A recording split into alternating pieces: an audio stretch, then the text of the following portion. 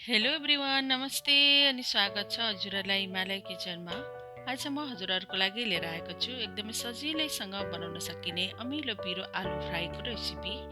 यसको लागि मैले यहाँ पानी उमाल्न बसाएकी छु र अब म यसमा राख्दैछु 200 ग्राम आलु।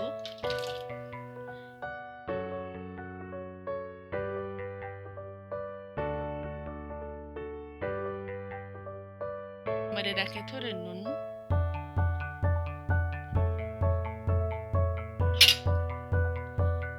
र अब यसलाई छोपेर केही बेर उमाल्नुपर्छ। यसलाई पुरै चाहिँ पकाउनु हुँदैन, यसलाई 80% जति पकाउनुपर्छ। अब आलु चाहिँ रेडी भएको छ। यसलाई एकचोटि चेक गर्दैछु म। र यो ठिक्कको पाकेको छ। यो यहाँभन्दा धेरै उमाल्नु पनि हुँदैन यसलाई। अब म यसलाई छिक्छु।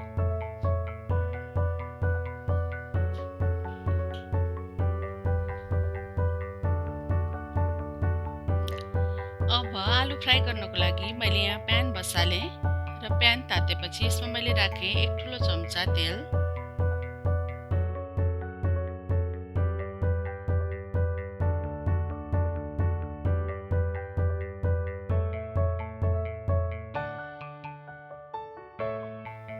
र तेल तातेपछि मैले यसमा राखेँ आधा सानो चम्चा जिरा।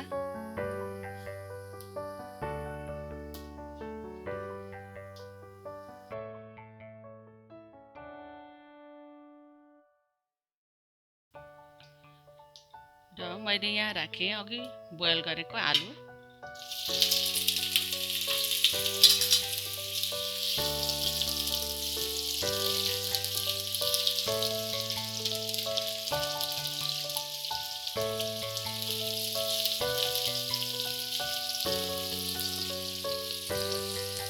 यसमा म राख्दैछु थोरै नुन। नुन अघि बोइल गर्दाखेरि पानीमा पनि राखेको भएर नुन राख्दा चाहिँ विचार गरेर राख्नुपर्छ। अब यसलाई चलाउँदै हल्का रातो हुने बेलासम्म फ्राई गर्नुपर्छ।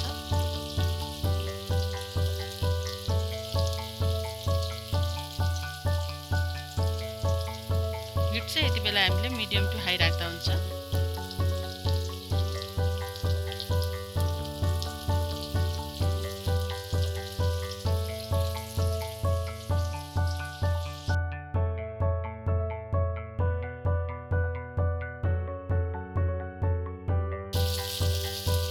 आलु हल्का रातो र क्रिस्पी देखिएको छ।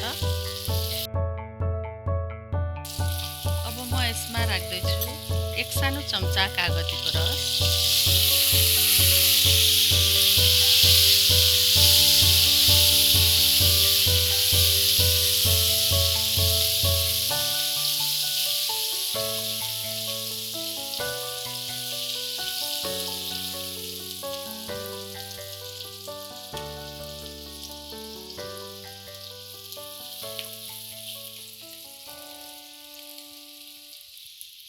त्यसैगरी मैले यसमा राखेँ 1/4 चम्चा बेसार, 1/4 चम्चा काश्मिरी रातो खुर्सानीको धुलो।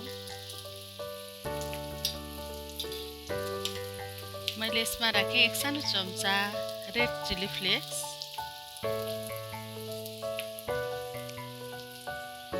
केही धनियाको पत्ताहरू। अब यसलाई राम्ररी मिक्स गरौँ।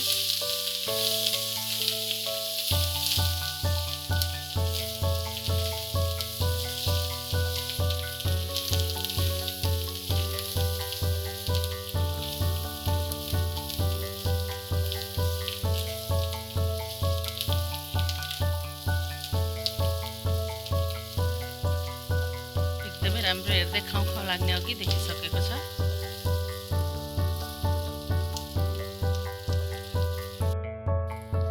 मैले यसमा राखेँ 1/4 चम्चा गरम मसला पाउडर। मिक्स गरिदिउँ।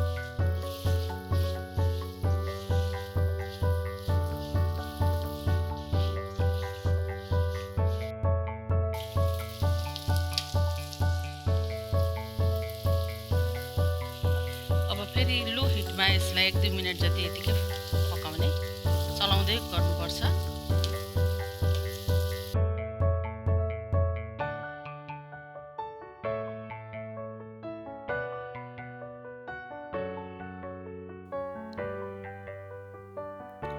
अमिलो पिरो क्रिस्पी आलु फ्राई अब खानको लागि रेडी भएको छ। हजुरहरू पनि यसै गरी आलु फ्राई बनाएर इन्जोय गर्नुहोला।